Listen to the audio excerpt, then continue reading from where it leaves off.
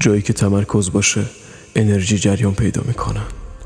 اگه میخواید پیشرفت کنید و به اهداف خودتون برسید، باید شروع به حذف همه چیزایی کنید که کمکی برای رسیدن به اهدافتون نمیکنن. برای رسیدن به عظمت و بزرگی، تمرکز و انضباط تسلیم ناپذیر نیازه. باید جسارت فراتر رفتن از محدودیت‌ها و جنگیدن بی‌امان برای رویاهاتون رو داشته باشید. تمرکز این نیست که از روی بیکاری منتظر یک لحظه عالی باشید یا اینکه همه چیز سر جای خودش قرار بگیره، بلکه تمرکز یعنی هر روز از خواب بیدار بشید و تصمیم بگیرید که روی کل روزتون تسلط داشته باشید. بیشتر از هر تمرین دیگه‌ای در ذهنتون کنترل همه چیزو بر عهده بگیرید. این شما هستید که باعث میشید همه چیز اتفاق بیفته. چیزایی که به رشد شما کمکی نمیکنه یا به این مسیری که در پیش دارید ارزشی اضافه نمیکنه، اون رو خیلی زود حذف کنید.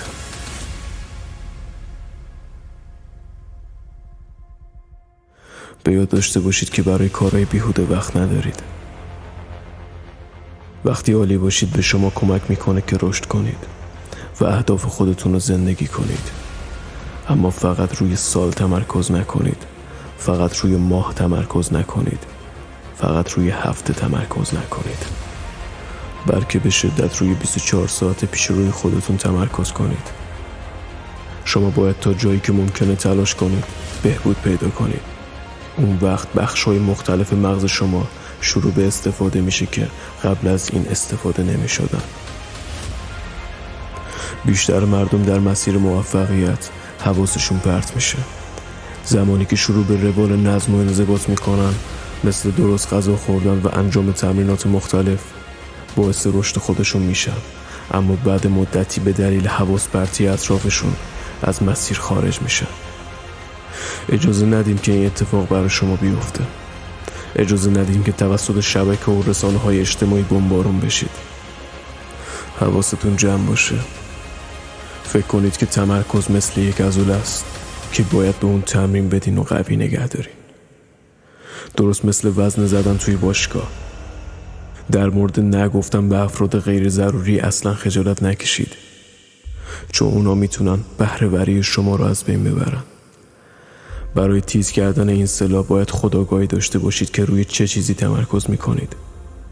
یعنی در همین لحظه زندگی کنید، بدون اینکه از اتفاقهای گذشته پشیمون باشید یا اصلا نگران آینده باشید.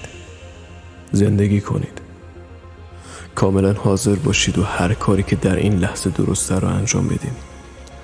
فرمول عالی بودن به این شکله که فقط باید ذهن خودتون رو از حواس پرتی ها دور نگه دارید.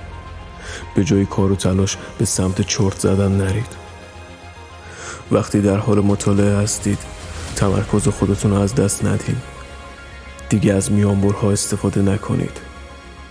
حاضر باشید هر کاری که لازمه رو انجام بدید و این رو اول به خودتون ثابت کنید. به ذهن خودتون الگوی درست نشون بدید و با آدم‌های هدفمند وقت بگذرونید. خودتون میبینید که چطوری همه چی عالی پیش میره. فقط شروع کنید.